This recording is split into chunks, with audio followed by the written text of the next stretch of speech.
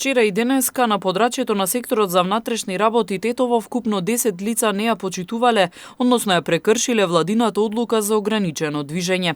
5 лица на различни места биле лишени од слобода, а едно лице било опоменато на Тетовското, додека 4 лица се лишени од слобода на Гостиварското подрачје.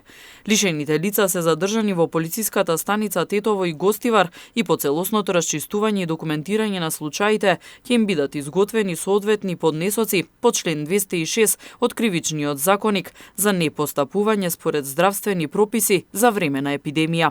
Вчера во 19 часот и 15 минути 52 годишникот Тетовски Челопек во СВР Тетово пријавил дека излегувајќи од продавница со 63 годишник од истото село околу 19 часот биле физички нападнати од нивниот 28 годишен соселанец. Нешто подоцна тој е приведен во полициската станица Тетово, се преземаат мерки за целосно расчистување и документирање на случајот.